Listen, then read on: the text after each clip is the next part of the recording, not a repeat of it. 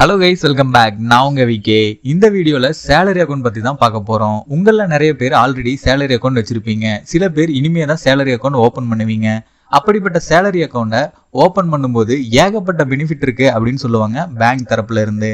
அதுல மெயினா insurance, loan இதெல்லாம் எக்கச்சக்கமா உங்களுக்கு கிடைக்கும் அப்படின்னு சொல்லியிருப்பாங்க. அதை விட முக்கியமான விஷயம் என்ன அப்படின்னு பாத்தீங்கன்னா, இது ஒரு ஜீரோ பேலன்ஸ் அக்கௌண்ட் அப்படிங்கறத கம்பல்சரி சொல்லுவாங்க.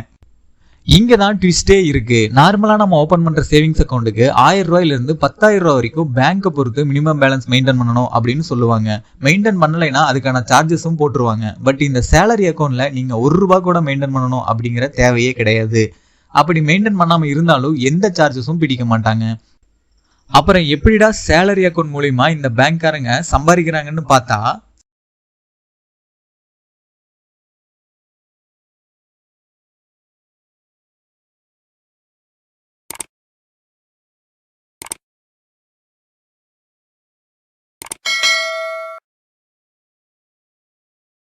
சேலரி அக்கௌண்ட்டை பொறுத்த வரைக்கும் அவங்களுக்கு 2 விதமான ப்ராஃபிட் இருக்கு. ஒன்னு, ஒவ்வொரு மாசமும் கம்பல்சரி உங்களோட சேலரி அந்த அக்கௌண்ட்டுக்கு ரொட்டேஷன்ல இருக்கும். அதை வச்சு அவங்களுக்கான இன்கம்மை ஜென்ரேட் பண்ணிப்பாங்க.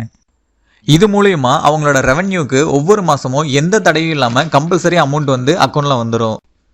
ரெண்டாவது விஷயம், இது நிறைய பேருக்கு தெரிஞ்சிருக்காது. ஆல்ரெடி நீங்க ஒரு கம்பெனில ஒர்க் பண்றீங்க, அங்கிருந்து வேற ஒரு புது கம்பெனிக்கு மாறுறீங்க அப்படின்னா உங்களோட பழைய கம்பெனி சேலரி அக்கௌண்ட்டை ஜீரோ பேலன்ஸ் தானே அப்படின்னு சொல்லி நீங்க ஈஸியா விட்டுருவீங்க. அப்படி விடும்போது 3 மாசத்துக்கு அந்த அக்கௌண்ட்ல சேலரி எதுவுமே டிரான்சாக்சன் நடக்கல அப்படின்னா ஆட்டோமேட்டிக்கா அது சேவிங்ஸ் அக்கௌண்டா மாறிடும்.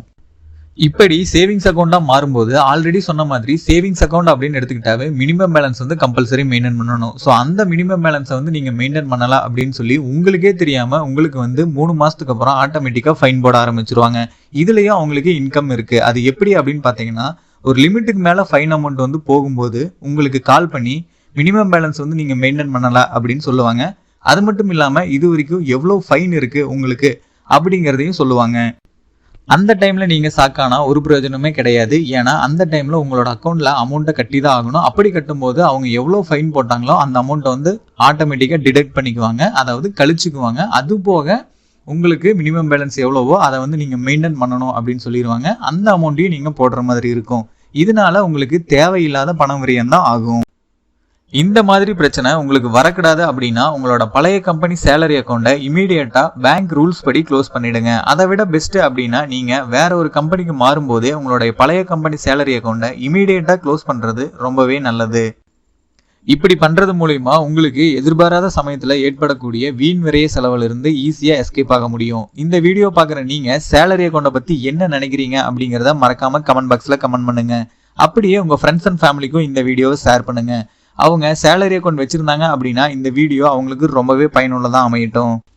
ஃபைனலா இந்த வீடியோ பார்க்குற உங்களுக்கு இந்த தகவல் ரொம்பவே பயனுள்ளதா இருந்திருக்கும்னு நினைக்கிறேன். அப்படி இருந்திருந்தா இந்த வீடியோக்கு ஒரு லைக் பண்ணிட்டு நம்ம சேனலை யாராவது சப்ஸ்கிரைப் பண்ணாம இருந்தீங்கன்னா மறக்காம இப்பவே சப்ஸ்கிரைப் பண்ணிருங்க. அப்பதான் நான் போடுற ஒவ்வொரு பயனுள்ள வீடியோவும் உங்களுக்கு உடனுக்குடனே நோட்டிபிகேஷன்ல வரும்.